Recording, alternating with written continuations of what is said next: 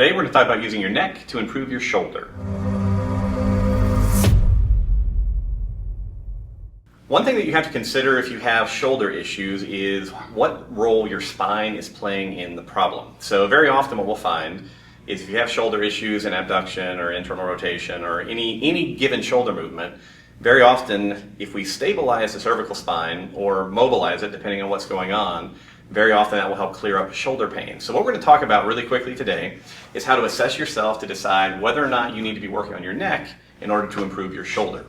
So for instance, let's say I have pain in flexion, all right? So if I were to take a small weight, let's say I'm trying to rehab my shoulder, and I test myself into flexion and I get an idea of how uncomfortable my shoulder is. Maybe I have pain at this point, maybe I have pain at this point, maybe I have pain here. Doesn't really matter. All that you have to do is have a baseline. Now once you know what your movement baseline is, the next thing that we're going to do is we're going to play with some different head and neck stabilization drills. So when we think about the neck, very, very mobile area of the body, but it has some basic movements that we're going to test. So we have flexion, so if I look down at the floor, extension, if I look up at the ceiling, I have right and left lateral flexion or lateral bending, and then I have right and left rotation. All right, very, very simple. We have 6 motions, forward and back, side to side, and rotation.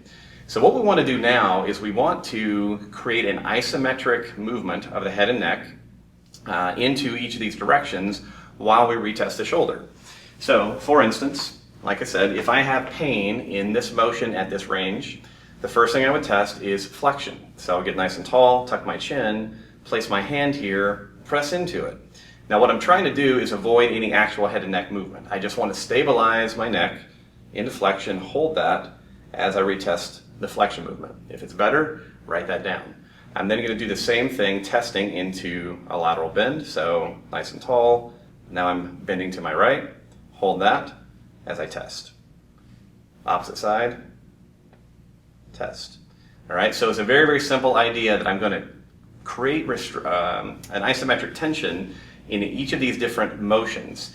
Depending on what tests well for you, what you then want to consider is adding in these neck stabilization movements to any of your ongoing shoulder rehab. The easiest way to do that generally is to use a band. Now the band will have some give to it, so if the band is uncomfortable, you can always use a rope or something else. But for instance, if I responded really well to this anterior motion, this flexion motion of my neck while I'm moving my shoulder, I could then just attach my band, like one of those cool 70s headbands. Now I have the band resistance that I can press into and hold as I'm doing my other rehab work.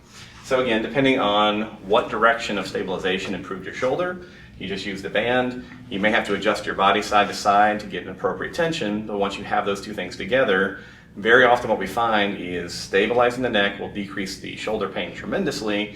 It can help you get a lot more volume in your basic rehab.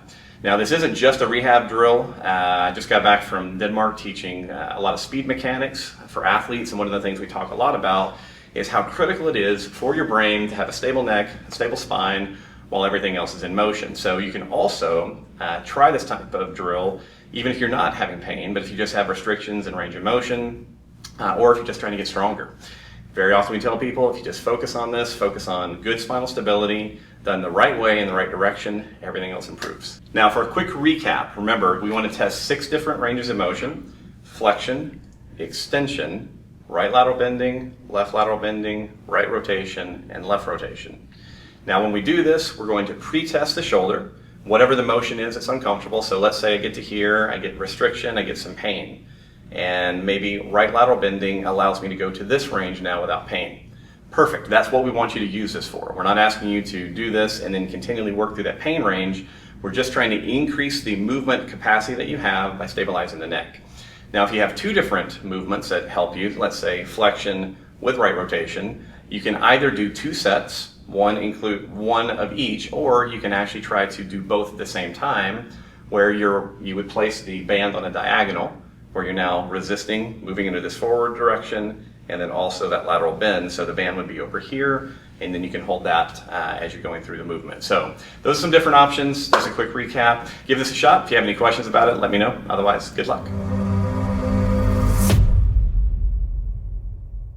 Rolling.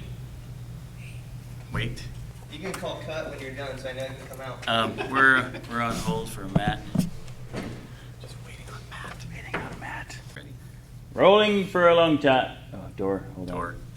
Doors, windows, small explosions.